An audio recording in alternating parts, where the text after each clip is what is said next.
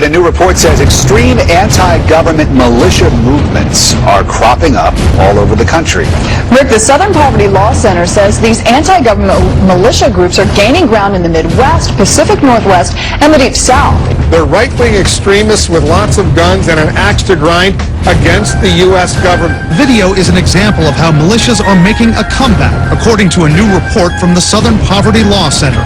A Homeland Security assessment in April said recent arrests indicate the emergence of small, well-armed extremist groups in some rural areas. Lone wolves and small terrorist cells embracing violent right-wing extremist ideology are the most dangerous domestic terrorism threat in the United States. A leader of the Michigan militia told us members of established militias like his, which do training on firearms and first aid, he described their ideology as pro-freedom and pro-constitution. The idea that not in 10 or 12 years have we seen this level of activity, and as he said, all it is lacking is a spark. Militia groups with anger towards the government are on the rise and regrouping, in fact, across the country. According to a new report from the Southern Poverty Law Center, the stress of the economy and a liberal administration. Any sort of government intervention or law enforcement getting involved in these groups might even strengthen their position. This government intelligence report warns of a resurgence in right-wing extremist recruitment and radicalization activity.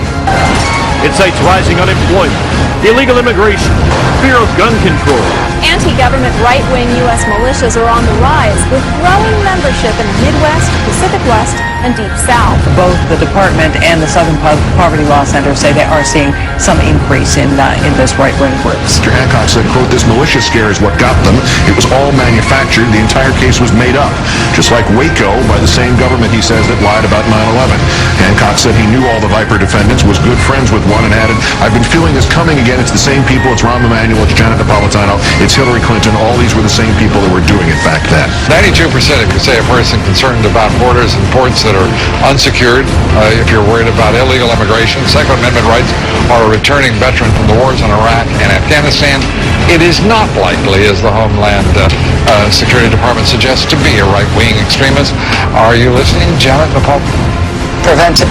We will incarcerate people preventively. Preventive incarceration. Indefinite detention without trial. That's what this is. That's what President Obama proposed today, if you strip away the euphemisms. One civil liberties advocate told the New York Times today, quote, "We've known that this was on the horizon for many years, but we were able to hold it off with George Bush. The idea that we might find ourselves fighting with the Obama administration over these powers is really stunning." And it is stunning, particularly to hear President Obama claim the power to keep people in prison indefinitely with no charges against them, no conviction, no sentence, just imprisonment. It's particularly stunning to hear him make that claim in the middle of a speech that was all about the rule of law.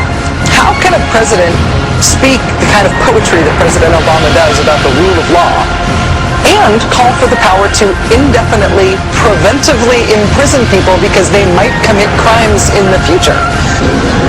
In our constitutional system, prolonged detention should not be the decision of any one man. If and when we determine that the United States must hold individuals to keep them from carrying out an act of war, we will do so within a system that involves judicial and congressional oversight. And so going forward, my administration will work with Congress to develop an appropriate legal regime so that our efforts are consistent with our values and our Constitution. You'll construct a legal regime to make indefinite detention legal. You will, what does he say? Develop an appropriate legal regime. So you can construct a whole new system outside the courts, even outside the military commissions, so that you can indefinitely imprison people without charges. And you'll build that system from scratch. What's that somebody said about ad hoc legal strategies? And one of the most radical proposals for defying the Constitution that we have ever heard made to the American people. To put it to you bluntly, some of the legislation that's coming out of Washington, some of the executive action that are taking place, ladies and gentlemen, these things started a revolution 200 years ago and got this country started. And the people are seeing this. The national news media and the actions of this government is some of the best recruitment we could have.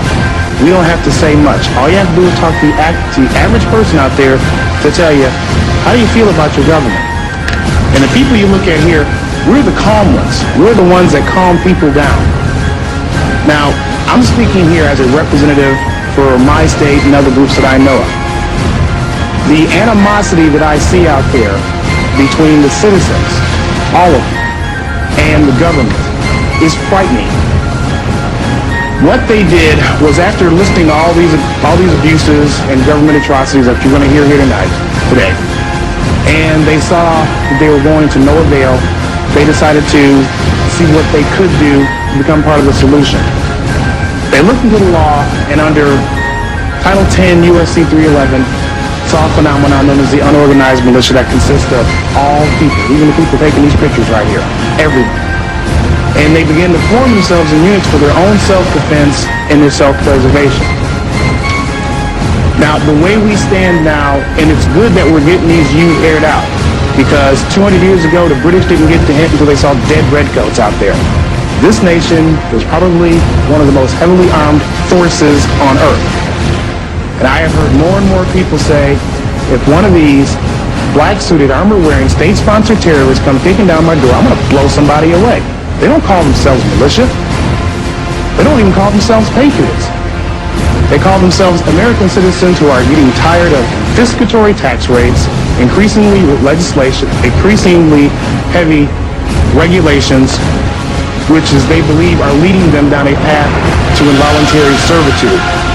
And one of the slogans that's been going around, especially in Ohio, is what I've been telling people, for those who think that this is just primarily an angry white male movement, is that if our ancestors would have been armed, they would not have been slaves.